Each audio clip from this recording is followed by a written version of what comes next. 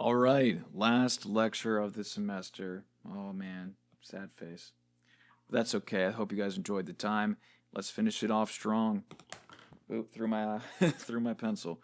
5.6 Vaccinology. All right, it's the study of intentional education of the immune system. So processing antigens in a controlled and non-pathogenic form to hopefully induce memory without causing disease.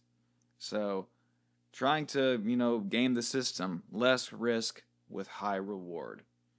4 steps of the immune encounter. This should be reviewed from Unit 1.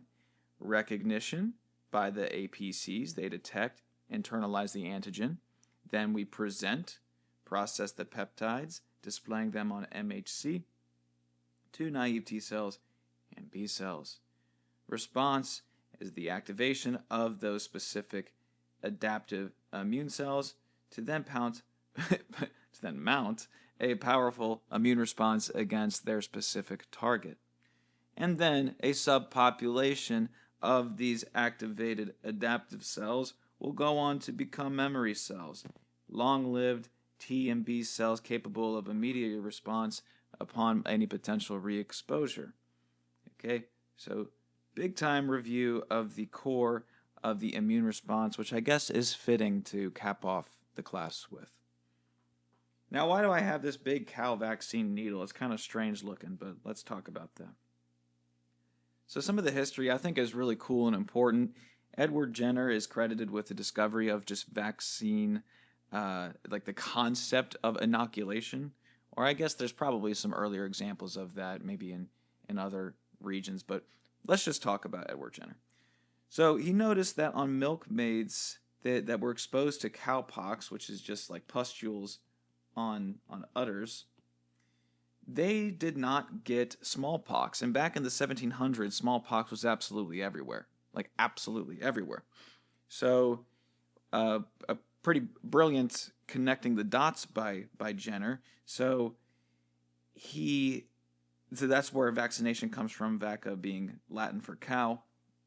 He actually ends up testing it on a freaking 8-year-old, deliberately exposing the 8-year-old to smallpox to test out his theory that prior inoculation with cow pustules will provide you with defense against smallpox. And the kid lived, so it worked very well. I can't imagine the IRB constraints on that study today. Then another relevant figure is Louis Pasteur, establishing germ theory, so the idea that microorganisms cause disease. If you think back to the 1800s and try to explain the concept of a virus or a bacterium or fungal spores to somebody, you are basically explaining magic to them, right? Even folks that do know everything there is to know about virology and bacteriology would probably tell you that there's a little bit of magic to that as well, with all the chemokines and signaling factors that those very, very tiny organisms use to do their bidding. What I'm trying to say is this is a big leap in biology and the science of the study of diseases. Microorganisms causing these horrible conditions that infected our ancestors. An idea like that is really crazy to come across, but it is fundamental in understanding how to inoculate and prevent infection. So, yeah, that is definitely slept on. Then we come up with the concept of attenuation, which is weakening that inoculating compound. So maybe I weaken the virus or the bacterium to some degree to make it less pathogenic, still producing protection while mitigating the risk. So again, the risk-reward dichotomy there, trying to get the best out of that. This was more intentional than cross-protection provided from cowpox. Honestly, Jenner got pretty lucky that the cowpox virus and smallpox virus were similar enough to produce a kind of combinant protection. Another scientist from this realm I find just to be one of the coolest. He Jonas Salk developed the inactivated poliovirus vaccine, the IPV. Back in the 1900s, there was polio absolutely everywhere, seasonal outbreaks, and if this happens, if this infects a child, there's a high likelihood of paralysis. Typically in the lower limbs is where we saw it mostly, and also respiratory muscles. So if you think back to the any history classes you took, you might have seen the pictures of the gigantic hospital wards full of iron lung machines. And these are basically just big tubes where people sit in, or these patients are laid down in, because their respiratory muscles are so completely paralyzed that they require an external chamber to assist their breathing. So really, really scary virus and a honestly pretty horrible existence. So Salk made this field trial in the 1950s that included about 1.8 million children. Again, I can't imagine what the IRB would look like that nowadays, but we saw a massive reduction in incidence. So this had some good proof of concept behind it. And then another type of poliovirus vaccine was made around the same time. But reason I wanted to highlight Salk is that his ethos, his the vibe he's giving off here is very rare, and honestly pretty extinct these days in the field of medicine creation. He is asked after the big success of this field trial, what does the patent look like? He's asked this on some sort of talk show or news show, and he laughs and goes, "What? There's no patent. Could you patent the sun?" I mean, that is just the coolest crap on the planet. So shout out big time to him. I believe his family they have the Salk Institute back in, I believe it's in San Diego, and they're doing a lot of neuroimmunology research there on things like MS and the blood-brain barrier and stuff like that. So his impact will forever be felt, and just imagine how many lives have been saved by this and will continue to be saved. So, I don't know, I just love this idea of public good over profit, where you see these pharmaceutical company CEOs becoming billionaires overnight. It's just a stark contrast to what we see nowadays. So I love giving him his flowers and just giving him credit for being awesome. And I drew this logo to represent it. You can't own the sun. It is a marvel. You can't own immunology. You can't own the immune system. Having patents on that is absolutely crazy. So I don't know. I like stressing that and representing that, and hopefully would give you folks watching and anybody just more appreciation that, I don't know, you can't trademark Mother Nature. Anyways, what's the goal of vaccination? To produce protective memory lymphocytes and neutralizing antibodies that persist months to decades, capable of rapid recall upon real infection. Okay, so the idea, you give a baby weak version of the virus, and if real virus comes or real bacteria comes, we have a full response against it. We don't have to wait for the adaptive immune response to catch up. We already have a full-on secondary response at the ready. That's pretty self-explanatory. We just had the sub-Q or intramuscular injections to deposit those antigens to stimulate the immune system. So there's a couple ways we do this. So bear with me here. There's a good couple examples, but I think they are all pretty self-explanatory. A really good example of one is the live attenuated virus, or vaccine rather. So we basically take a chunk of the antigen or the virus off. So I have our amputee here. I'm not trying to be insensitive.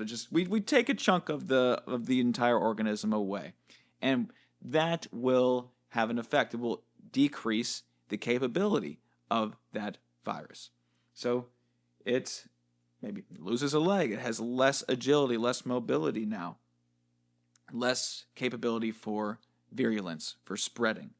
All right. So we get infection. We get the activation of the innate and adaptive immune system.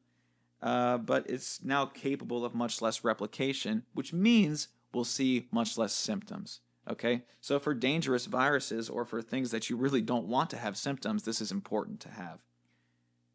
I will say though, since these are live, a cold chain requirement is needed, so we just need to keep them at refrigerated temperatures. All right. Next idea is the inactivated or killed vaccine. That's exactly what it sounds like. We take the antigen, the virus, the bacteria, the whatever, and kill it. Okay, so now it is incapable of replicating.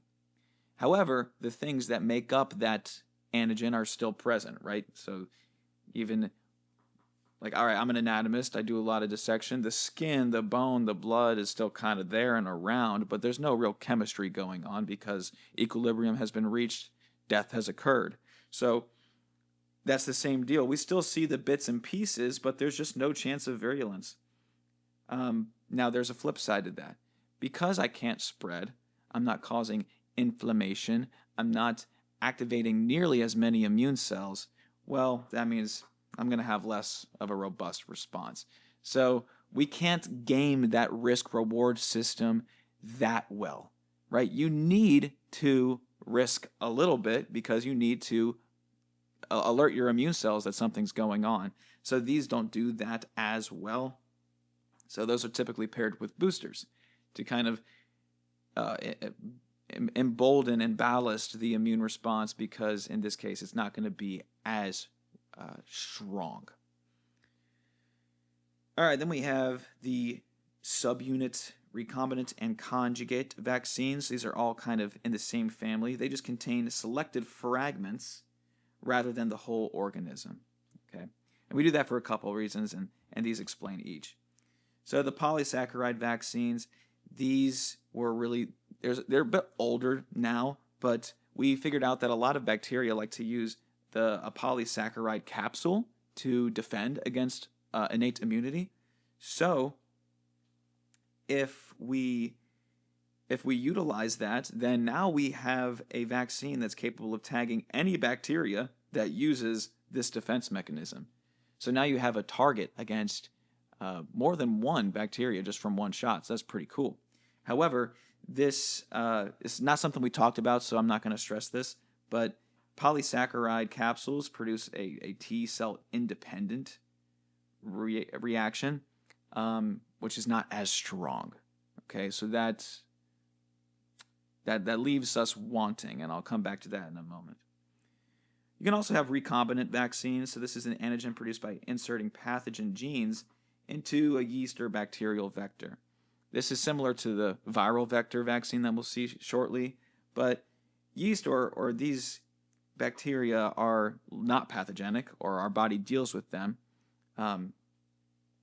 So once those are broken down just regularly, then the body might see these pathogen genes and then build a response against those.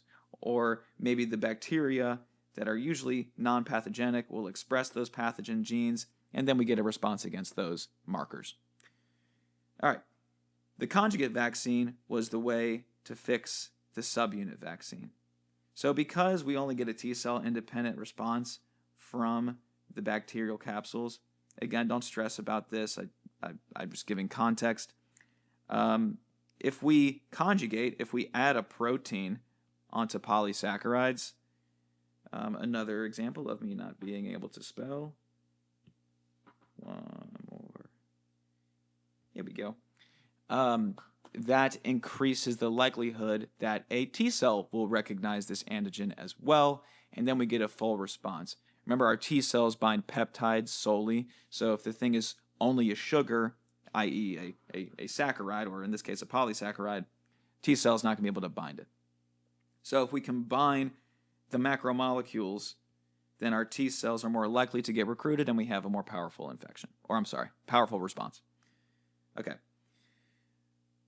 All of these require adjuvants because they're not necessarily inflammatory in nature, right? A polysaccharide is not inflammatory.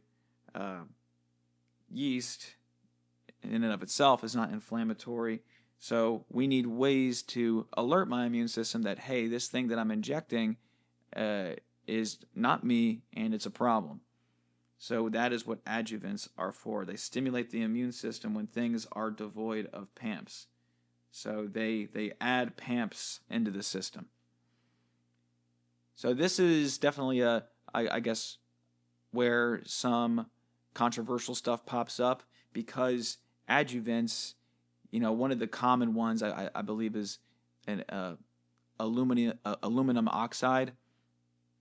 And then folks are like, well, why am I pumping aluminum in my body? And it's like, well, it's for purposeful inflammation, and it's at exceedingly low levels to hopefully recruit immune cells to the area to cause a response to occur. So these are really commonly linked, or I guess, quote unquote, cited as, look what you're injecting your body with. And it's like, well, yes, but I mean, it's part of the idea. These don't have PAMPs associated with them, so I need to get something to anger my immune system to recruit those cells to cause a reaction. All right, another type of vaccine, I wanted to mention this one because it's very common. Everybody, I think it's required for college, is having the tetanus vaccine, okay? And this is a toxoid vaccine. So it's not necessarily a vaccine against Clostridium tetanus, the bacteria.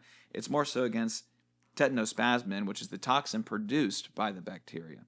If that's produced, then you have these horrible involuntary muscle contraction. And it's very damning. So we want to ensure that this toxin is completely removed if it is ever produced, or if the body is ever exposed to it. Then we have the mRNA vaccines, and this was the talk of the town not too long ago. Crazy that it's 6 years now. Gee whiz. Delivery of synthetic mRNA encoding for a viral particle. So we stuff some mRNA into a little lipid ball, and then that lipid ball will join on with the cell. Those membranes combine, and then that mRNA can now enter the cytoplasm. It's free-floating in there. And then, in all likelihood, a free-floating ribosome will pick up that mRNA, read it, and code for whatever it was reading. In this case, it's viral mRNA. It's coding for, in the case of COVID, the COVID spike protein. That was the whole arc there. So now the cell is expressing viral surface markers, and our immune system will determine that that's incorrect. Our MHC1 presenters, our NK cells, our CD8 T cells are going to say, why do you have a viral surface protein on your membrane? Are you insane? Then they'll kill that cell and hopefully build a response against that spike protein. Okay.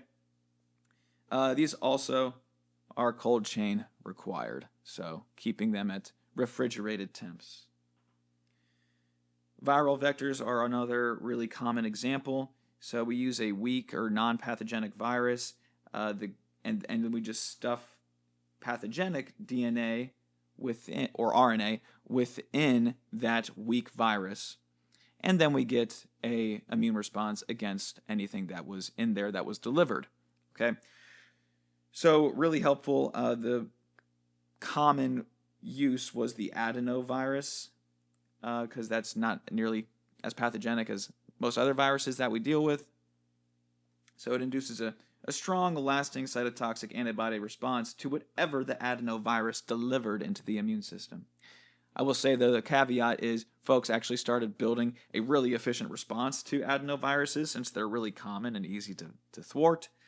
So this caused this method of delivery to be neutralized before the vaccine could even build an immune response. So that was the pitfall to this one. Okay, so those are the different types. I think those are all pretty self-explanatory. And lastly, it's just the concept of herd immunity. And this really popped up, especially during COVID, and just in all of epidemiology in general. Again, that's not really my field, but it is a important concept to know. So what is herd immunity? Percentage threshold of a given population in which transmission channels are disrupted to the point that non-immune individuals are indirectly protected. So it's the amount of immunization required for someone that's not immunized to be completely safe, or for someone that's immunocompromised to be completely safe. Okay? How do we come to this? Like, that seems like a pretty abstract number. Well, first things first, we have to discover what the R naught is. This should be a subscript, but R naught, the effective reproductive number. What does that mean? It is the average number of secondary infections from one case of disease X. I have some examples here. All right. Measles has an extraordinarily high R naught at 12 to 18. So that means if I have measles before my case ends, I am likely to infect 12 to 18 people around me. That is wild. That's a good chance. I don't think I know 18 people. Then you have COVID. That one had an RO much more manageable of 2 to 3. And then your seasonal flu. That's pretty basic. Think 1 to 2. Okay? So for things to get exponential, right, it's going to have to be greater than 1. So that's where we saw this spread so heavily, and that's why everybody gets the MMR, the measles, mumps, rubella vaccine, to prevent this nasty R naught from, spreading throughout the population. And then you can just calculate the H, the herd immunity percentage, by doing this calculation here. So 1 minus 1 over whatever the R naught for that disease you're looking at in. And that'll give you like a decimal, and you turn that into a percentage, and that percentage is how much of the population at hand needs to be immunized. Okay? So pretty simple to understand. The greater the RO, the more immunized folks required to reach herd immunity. Makes perfect sense. RO is saying the bigger I am, the more virulent I am, the more infectious I am. So if that disease is more powerful, then you're going to need more defenses against it, i.e. more immunized folks. Okay? So that's the breakdown on vaccinology. You have the various types, and you have the concept of the R naught and herd immunity. So not too bad. A good coda to end things on. Let me think if there's anything else. Yeah, we have the final coming up soon. Let me know if you have any questions on that front. And it's really been a pleasure. I hope these videos have been helpful. I hope the class in and of itself has been helpful. And if there's anything else you need from me, please do not hesitate to reach out. Have a wonderful day. Thank you for your attention.